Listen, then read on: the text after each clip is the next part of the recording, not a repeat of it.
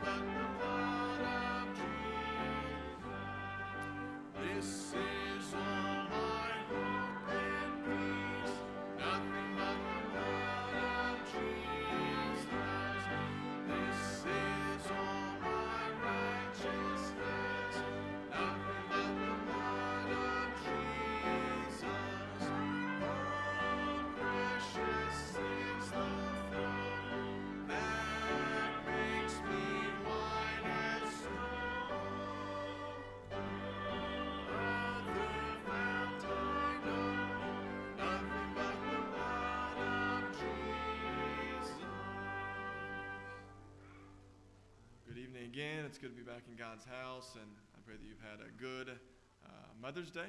Hopefully we got a nice nap in, we had a relaxing afternoon, but if you want to hear some stories, ask the McClures, because they had none of that. So they had some interesting stories this afternoon.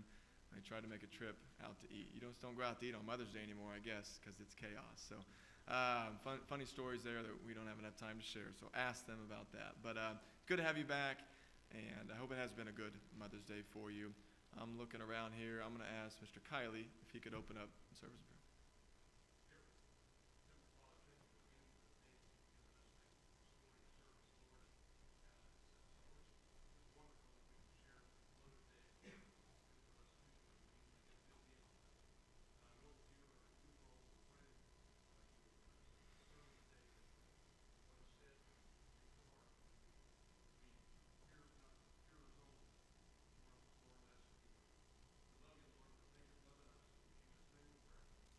Amen. You can be seated, page 581.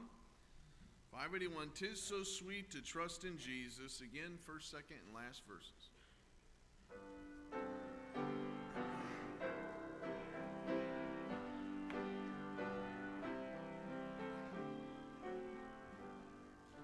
Tis so sweet to trust in Jesus, just to take him at his word, just to rest upon his promise, just to know thus saith the Lord.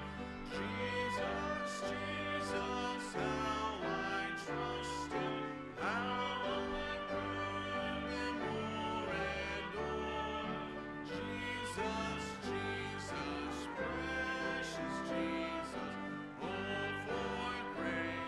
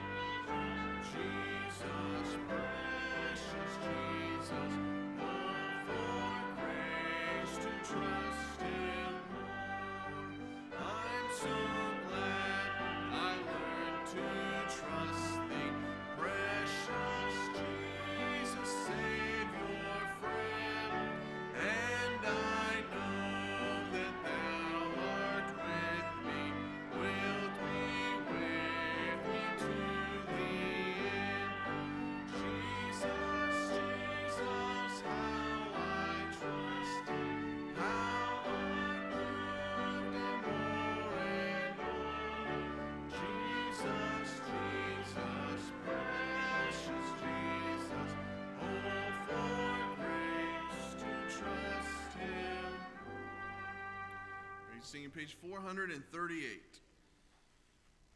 438, Jesus Saves. Again, first, second, last verse.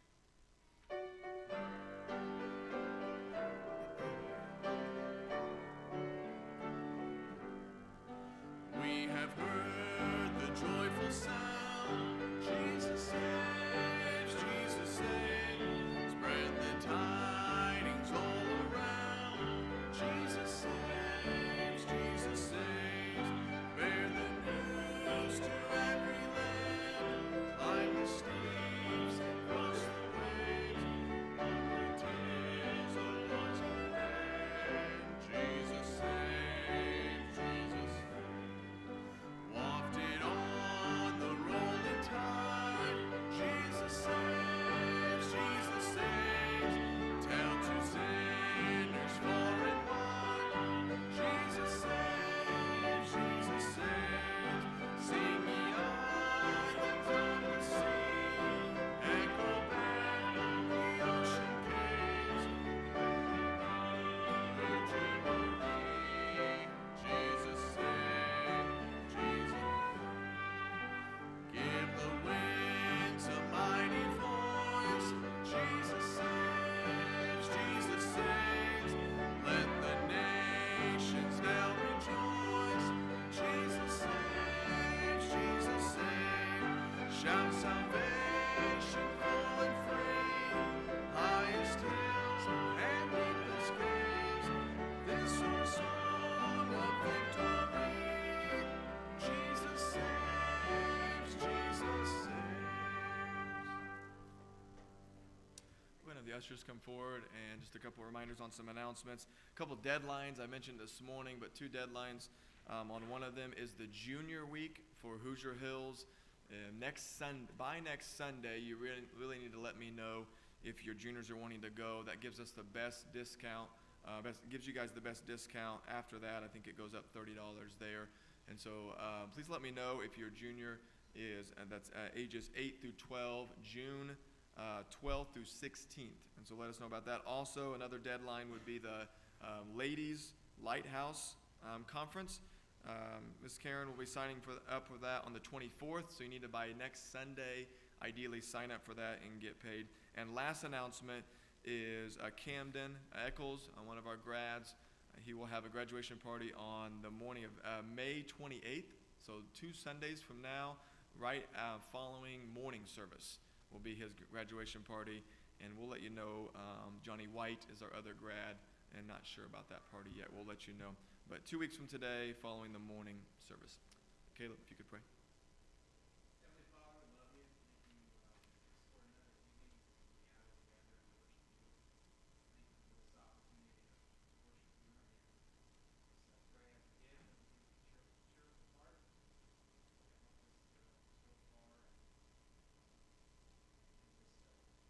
and just help build your kingdom. We ask this in Jesus' name.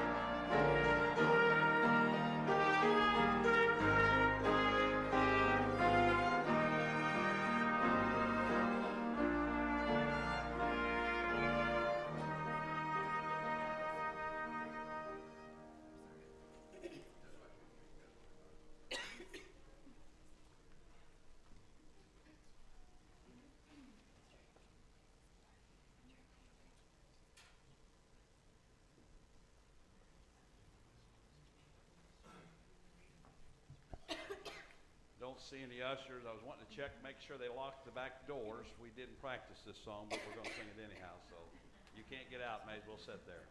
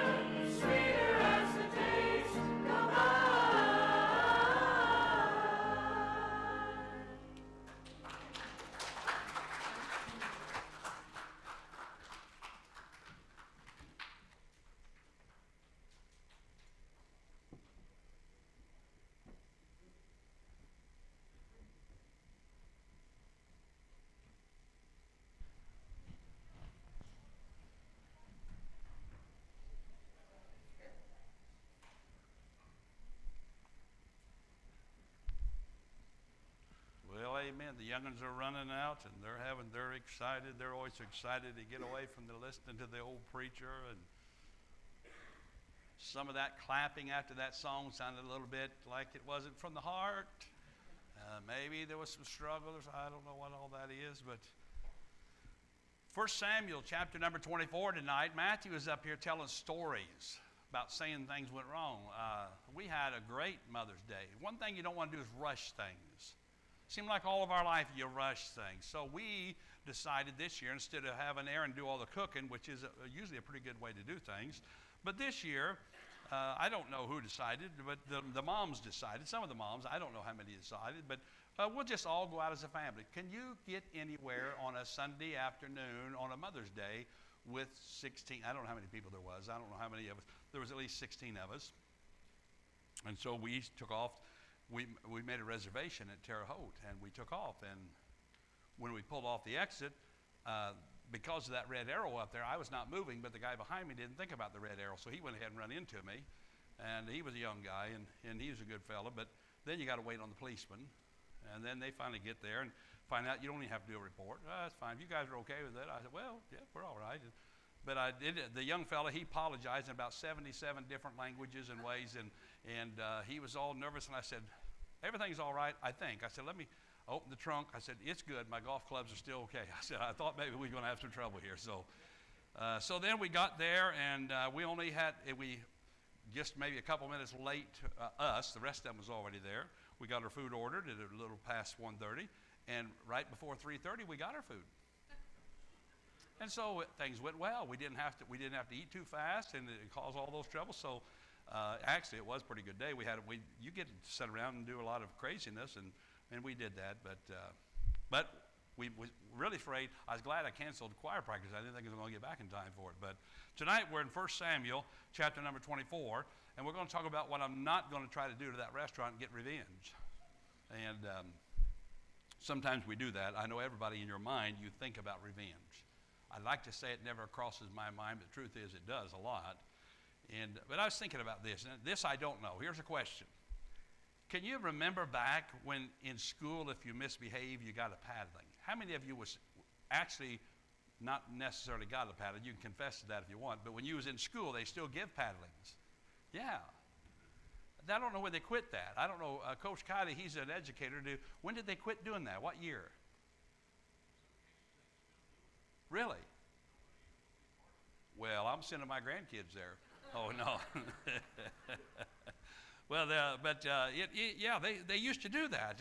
And the reason I say that, because I heard a preacher tell this story, and he was talking about, he said he was a junior in high school, and he'd never been in trouble and done well.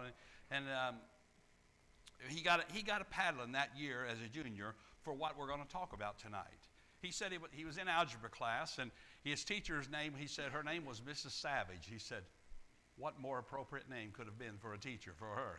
This is the way he told it. And he says, we were working on homework that was to turn in the next day, and he said she'd give us class time to do it, and things was going pretty well. And he said, I was just about finished with my last problem, and he called him, he said, a friend of mine named Steve. I don't know if this would be your friend that does this, but it probably would be. But he said, a friend of mine, Steve, walked by me on his way to sharpen his pencil, and he said he took that pencil and drew a solid line right down through the middle of my page and ruined my homework. And he said, I was so consumed with getting even with him that I waited till he sat down, and then I went by him and I did the very same thing. He said, the problem was I was so focused on doing to him what he did to me that I didn't notice that Mrs. Savage was watching me. And he says, she caught me. She didn't catch him. So I got her husband, by the way, he said, Mr. Savage, he was the school spanker.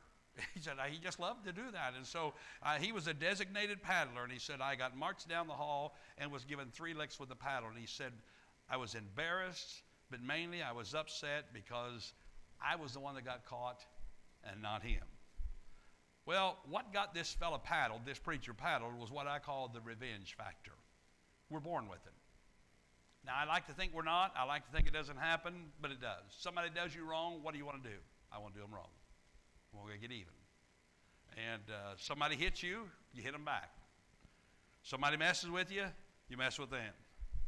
Believe it or not, even the President of the United States is not immune to this. Now, you might not remember this, but back a few years ago when Donald Trump was put into office, they asked him, what is some of your guiding principles in business? I hate to say it, but I liked it when he said it. But he said, I've got 2. He said, always get even and hit back harder than you were hit. That was his principles. Well, I don't know if that's a good thing or not. Probably not. But even the greatest king who ever lived, named David, he wasn't immune to the temptation for revenge. Now, for the last couple of weeks, we've been talking about the life of David. I'd be honest with you, I don't remember now why I got started. I just got studying it, and he's an interesting life. I like reading about people in the Bible and everything about them, and so I started on some things. We probably won't have maybe 6 or 7 sermons on him, but could be a whole bunch more. In fact, I've got a book back there about that thick just on David, and so there's a lot of things. But today we're going to look at what may have been David's finest hour. Now, the trouble is, us knowing, and we was here last week, and if I was to ask you what was the greatest victory that David ever won, most of us would say, when he whooped that 9'9" tall giant. That would seem like the greatest victory that David ever won. And I would not argue with that, except when I've read that story, and now I have studied this passage, I think I've got a different opinion of it. I think maybe this is his greatest moment. This is his greatest victory because this wasn't won on a field. It was won in a cave. And he wasn't facing a giant on the outside. He's facing a giant on the inside. There is something more powerful than a Goliath. It's called revenge. You see, fighting Goliath took for him to step up. I mean, he was a little bitty old just running those kid out taking care of sheep. He had to really step up to fight Goliath. Fighting revenge takes stepping down. Fighting Goliath takes guts. Fighting revenge takes grace. Fighting Goliath takes might. Fighting revenge takes mercy. Now, when you read this story, then you're wondering already, I've been doing things a little bit different. You want to preach, are you going to read the story? Well, a little bit at a time we're going to. But when you read it here, it kind of, in a way, it's kind of an unexpected story. You wouldn't really think, because if you, just last week, and you just go back a couple chapters, David has went out here and he's killed the giant Goliath. It's been scaring everybody in the whole place for all this time, and now David's going out here and he kills him. And you would think that after that, that would have led to parades and to rewards and to medals and promotions and all kinds of different things, and David's life would have been on easy street. But instead, the aftermath of killing this giant, it led to David running for 10 years for his life. Why? Well, if you remember, David, he's killed Goliath. He's won the medal. If I could put this in terms of today, he's won the Medal of Honor. He's the MVP of the Israelite army. He's got the Presidential Medal of Freedom, the Nobel Peace Prize, and the heavyweight champion of the world. That's David. And he's become an overnight celebrity. But because of all that and this poison called jealousy, he is now the number one enemy of the king, King Saul. He hates David. You see, Saul saw him as a threat to his son Jonathan. Saul knew he was going to be gone in not too long, but Jonathan would have been the next in line. Now, granted, Saul is the first king. They've never practiced this before. That's the way all the other nations practiced it, and he would have been next in line, but David's approval rating is a little bit higher than Jonathan's. Jonathan's not done anything wrong. Jonathan's a good man. In fact, you'll see later that Jonathan, in fact, I was going to preach before this, I was going to preach about Jonathan and David had their friends, and then I thought, we have a Friends Day in August. I'm going to save those thoughts and try to throw it in there maybe. But they were good friends, but David's getting a little more popular. The people knows a little bit more about him than they do about Jonathan now, and so his star's rising, and Saul's son, Jonathan, his star's falling, and so now Saul's blinded by hatred and burning with jealousy, and he says, my number one goal is kill this David. I'm going to get rid of this guy. And if you'll remember, David has been made, if you've read the story through there, David's been made his chief musician. He loved to hear David play. In fact, sometimes when he's having a bad day, David would play music and it would soothe him and calm him. And so he loved that. But one day, if you'll remember the story, David was playing and an evil spirit come over Saul and he threw his spear at him, tried to kill him. He missed him, and I don't know, I can't remember now if he missed him or David dodged it. But either way, he didn't get him. And it went to the wall. But I did think about this since I play the piano. If I start seeing spears getting chucked this way, I think I'm going to take up something else. And maybe for those people in the orchestra, you might think about that. But this is what happened with David. And I'm working up to what's happening about this revenge. And later, Saul learned that his daughter, and I tried to look this up. I don't know how to say her name. There's about 5 different ways they give me. And then at the end of it, I put the person, and the guy says, and now how do you say it? So I'm just going to call her Michael. It's Michelle or all kinds of Mikhail, all kinds of things they give me. But I'm going to call her Michael because I can remember that easier. But he learned that she was in love with David. And so he told David that you can have her hand in marriage if you present me with 100 Philistine foreskins. Now, I don't know how you read the Bible and if things ever stand out to you, but I thought to this. A couple thoughts come to me right here.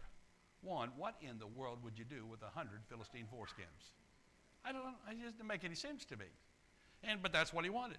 But the second thing that stands out to me is he did this simply because surely in David trying to kill 100 Philistines, one of them is going to get the best of him. One of them is going to kill David. One of them is going to start early before the battle, and while he's fighting another one, somebody's going to kill him.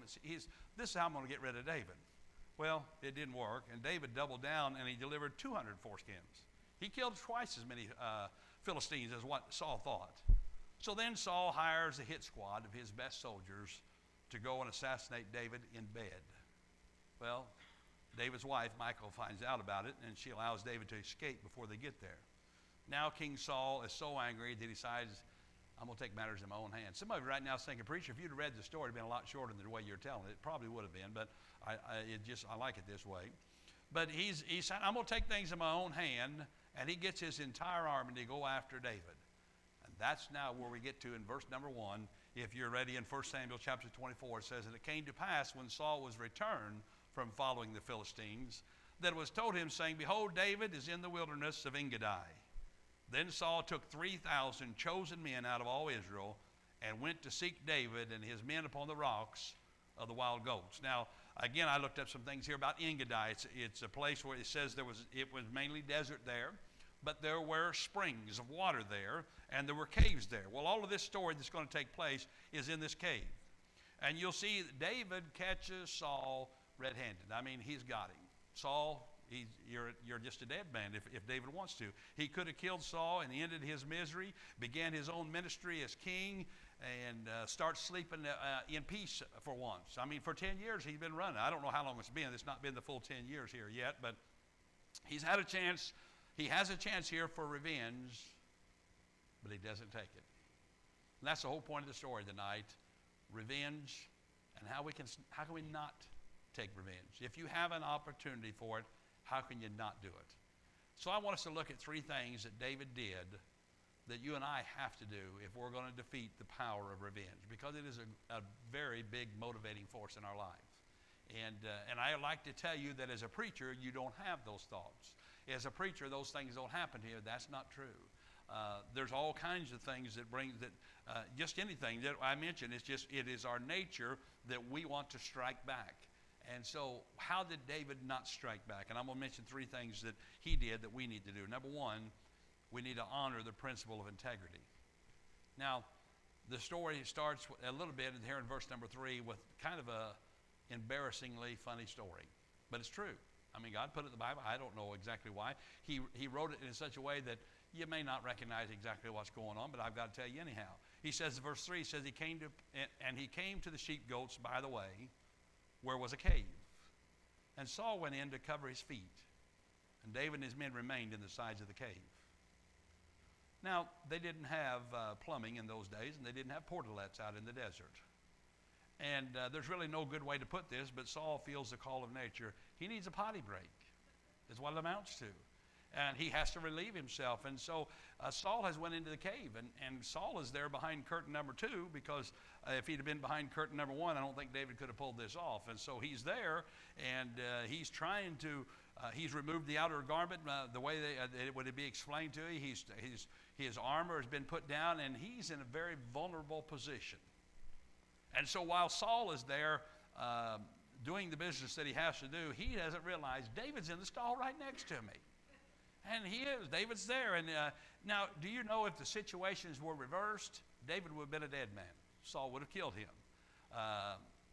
And David's men know that. And so here's what they say in verse 4. It says, And the men of David said unto him, Behold, the day of which the Lord said unto thee, Behold, I will deliver thine enemy into thine hand, that thou mayest do to him as it shall seem good unto thee. Now, those are promises that God made to David, but he wasn't talking about King Saul. He was talking about others.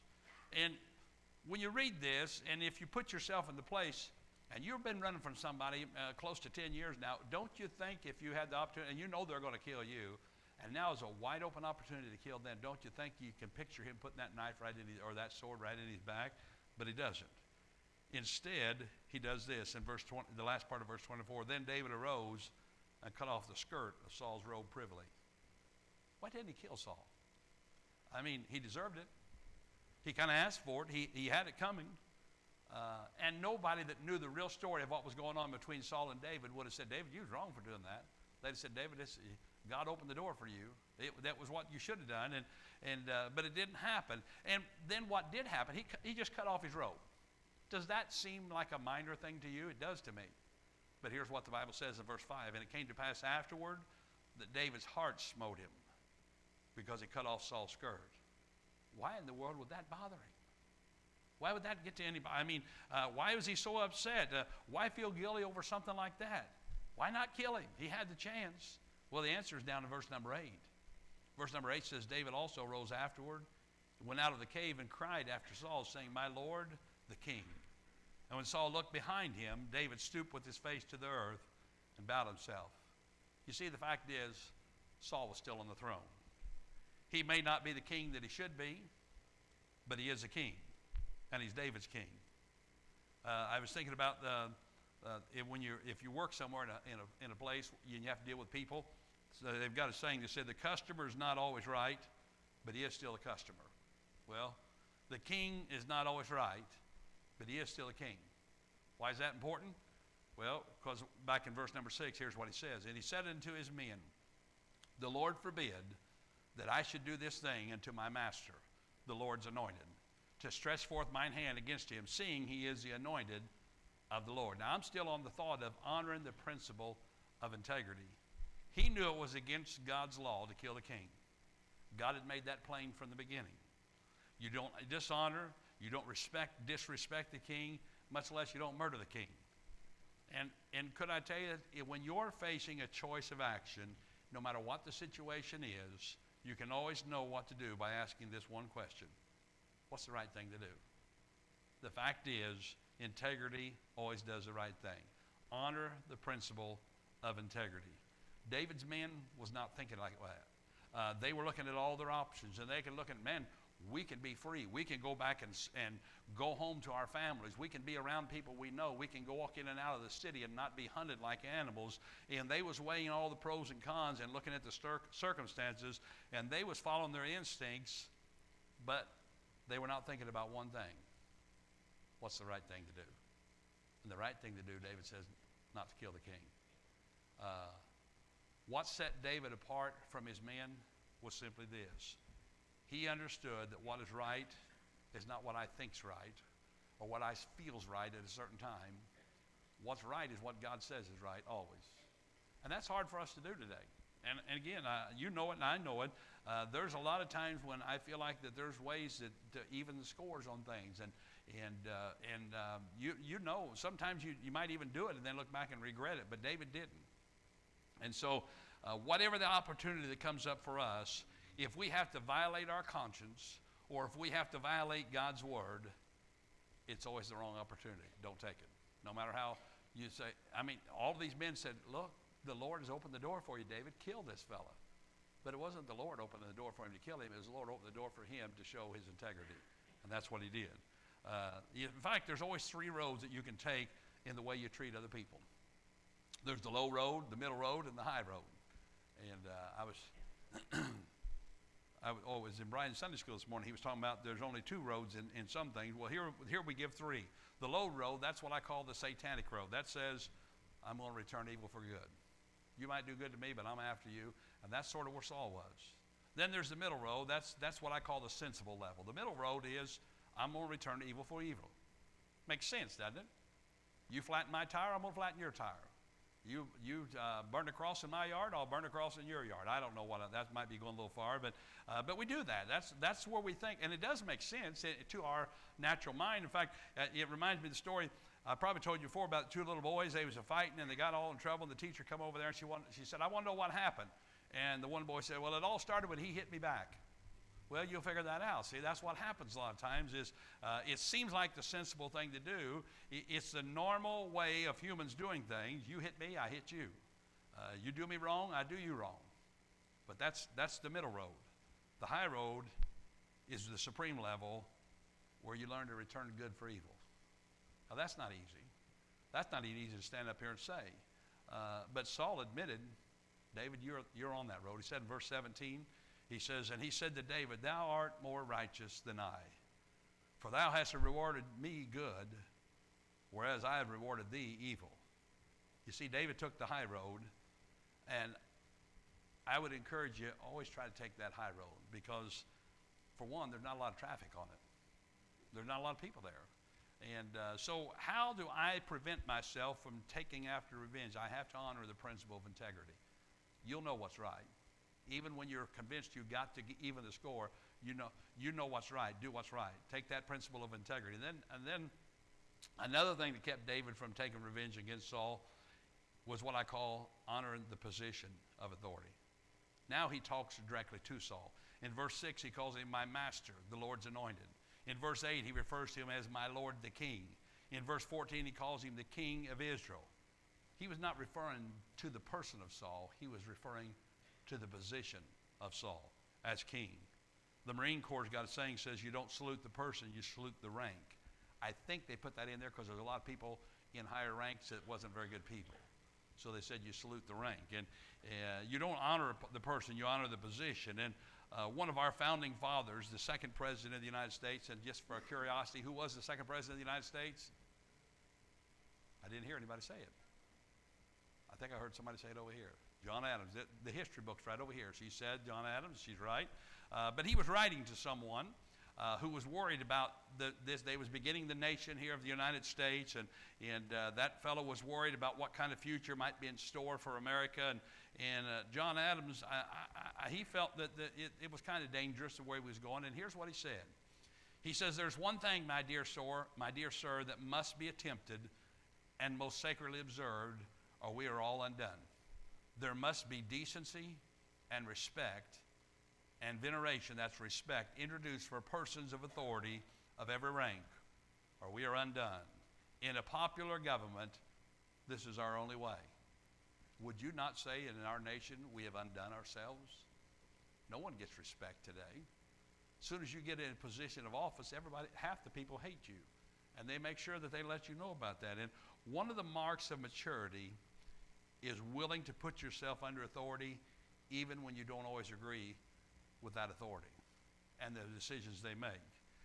David knew that Saul was still king, and as long as he was, he said, "I'm still going to be under his authority." Now, let me emphasize this. That does not mean that we give way to wickedness or we condone poor judgment, poor decisions, poor everything else. David didn't. David didn't say, "Hey, Saul's the king and everything he's doing is good." He didn't say anything like that. He just said, "Saul's the king and I'm not going to fight him and I'm not going to try to take him out of there." And he didn't try to prove error, and we should not either. But I would say this way, nobody gets a mulligan when it comes to doing wrong. And acting wrong, not even a king gets that. And it is possible to completely disagree with someone and do it in a respectful way, even with their misdeeds and misconducts. But we still have to stand up and say this is wrong and this is right. But you can do it in a respectful way. So my thought on this is take a lesson from a man here who would be king. Respect the authority of position. So here's David. He's got opportunity to kill the king, the man who's been trying to kill him for years now, but he wouldn't do it because of the principle of integrity. He wouldn't do it because he honored that position of authority. And then thirdly, we have to honor the power of humility. Now, I call this going the second mile or the third mile. We talk about that over there in the New Testament. David does what is unthinkable, and I had not really looked at it that much before. In my mind, if you remember when David fought Goliath, David was on this mountain and Goliath was over here, and they'd come down to the valley and fight. In my mind, when Saul was in the cave, when Saul left, Saul went back over to where he was, and David stand over here, and David hollers across to him.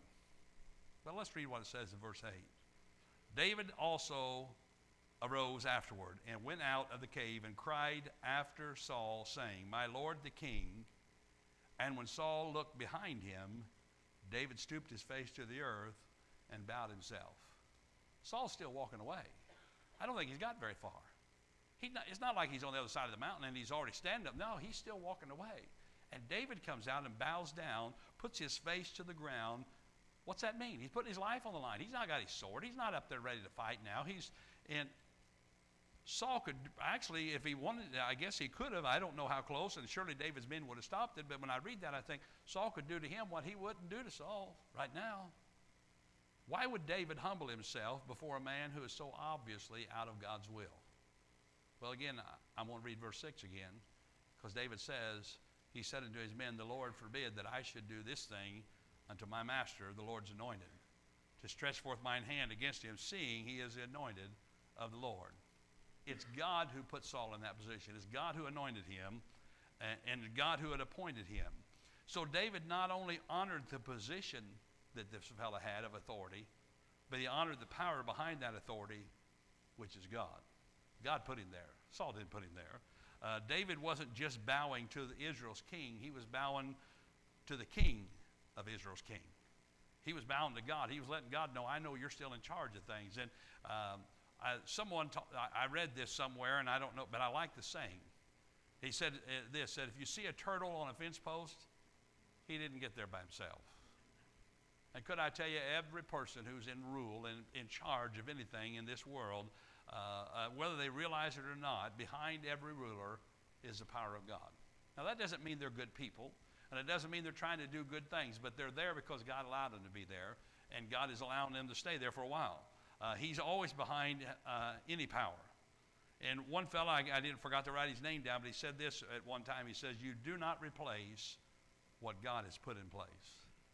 So here's David humbling himself under God. If God's the one who put Saul in, he said, then I'm going to let God take him out, and I'm not going to do it. Now, I know what some people are thinking here, but keep this in mind. We're dealing here with personal revenge and evil for evil. We're not talking about rulers like Adolf Hitler, who was not out there after personal revenge for some person. He was just evil. He was politically evil. He was spiritually, he had a spiritual vendetta to wipe out the entire races of people and try to conquer the whole world. He was a mess. And yeah, people needed to take him out, and they did that. But the spirit of humility that David had here is found probably in the most important thing that he said in verse number 15. He says, "The Lord therefore be judge, and judge between me and thee, and see, and plead my cause, and deliver me out of thine hand." Now again, that's not an easy thing to do, because here's what pride is: when I take things in my own hand. David had the opportunity to end this whole thing and stop it. That would have been pride. But humility is when you trust matters into God's hands. When you return evil for evil, you're taking matters in your own hands. It'll work, but it's not the way God intended. But you can return good for evil, knowing that I can trust matters into God's hands. And that's where David was. You see, our job is not to get even with anybody who does us wrong. Our job is really stay ahead of them. What do I mean by that? Well, Saul realized that's what David did. He said again, verse 17, he said to David, "Thou art more righteous than I, for thou hast rewarded me good, whereas I've rewarded thee evil. And thou hast showed me this day how that thou hast dealt well with me. For as much as when the Lord had delivered me into thine hand, thou killest me not. For if a man find his enemy, and will let him go well away, wherefore the Lord reward thee good for that thou hast done unto me this day. And now behold, I know well that thou shalt surely be king, and that the kingdom of Israel shall be established in thine hand." Now that's kind of something he was saying there. Here's what he's saying to David. He's saying, "David, I tried my best to drag you down to my level, and now I know I really need to come up to your level. I need to be a man like you are." That was a tough thing for him to say. And could I tell you this? Someone may choose to be your enemy, but you don't have to choose to be their enemy. What do I mean by that? David was Saul's enemy, but you'll never find anywhere in the Bible where Saul was David's enemy. David never hated Saul. This story that we read today is a story of a man who's being treated like a criminal, but he acted like a king. And it's the story of a man who was a king who acted like a criminal. And the whole point of the story is not what David could have done to Saul, but the whole point of the story is what David did for God. Humility. It's making me get out of the way so that God can get in the way. And when I read this, let me just point the whole thing. We often tell you when you read the Bible, there's Christ is in there. You say, "Well, preacher, I don't see really a story about Christ here." Well, let me just say this. Everything we've said about David was true to the nth degree about Jesus. All of those wonderful things about him was even more so about Jesus. Jesus always did the right thing. He always honored the principle of integrity. He never dishonored the position of authority, and he honored the power of that humility. Because even at the cross, he could have took things in his own hands. He could have said, "You're not putting me up here. I'm not taking this treatment." But he didn't do that. He didn't do anything. Instead, he trusted everything into God's hands. And my thought for you tonight is simply this: that same Christ, when you got saved, moved in. And that same Christ can help us to do likewise. When we see a good opportunity to get even, we can say, "It's not my responsibility," and we can trust God to take care of those matters. Now, I will say this. If you'll read the Psalms, David wasn't, sometimes you read things about like that and you think people, well, they're just milquetoast. Well, David wasn't a milquetoast. You read the Psalms, David said, Lord, I wish you'd just, he'd take my enemies out. I mean, just destroy them. And he was letting God do it, but he was praying it. Now, I don't know, some people think you shouldn't pray that way. Well, David did, and he got by with it, and God honored it. So I don't know, but I do know this. There's going to be times in your life when someone is going to be really, they've really done you wrong, or you really find an opportunity to do them wrong because of things they've done. And it's going to take the grace of God to say, no, I'm not going to step in and take revenge. I'm going to leave this one up to God. Not easy. And right now you're probably thinking, preacher, why'd you preach? I don't know. It's in there. It's a good story in the Bible, and I thought we need to know it. So tomorrow, if you go out and you run somebody off the road because they did bad to you, you can't say it's the preacher's fault, because I warned you, don't take revenge. And but the fact is, in fact, and maybe next week I'm going to tell you another story about David and another opportunity for revenge, and again how God steps in, because there's going to be a lot of opportunities in life, and we need to be careful that we don't let Satan control our thoughts and our actions and begin to be people of revenge. Would you bow with me for prayer? Father, again, we love you, and we thank you for your word. God, thank you for David here and the way he handled the situation that probably none of us would have done so well. God, none of us have been in that situation. None of us have went through that, but the simple things we go through every day, and God, people, we probably everybody in here right now can have someone that comes to their mind that they like to just to really fix things with them, and it's hard not to do sometimes. But God, help us not to. Help us to trust you to correct all those things that are not the way they ought to be, and we know you will, and we know we can trust you, but sometimes we get impatient. So God, I pray you to help us. God, as your people, we represent you in this world. And I pray that people, that when they look at us, will say, you know what, they've got the grace of God in their life. And by that, others can be reached for Christ. Bless during this invitation now. We'll thank you in Jesus' name. Amen.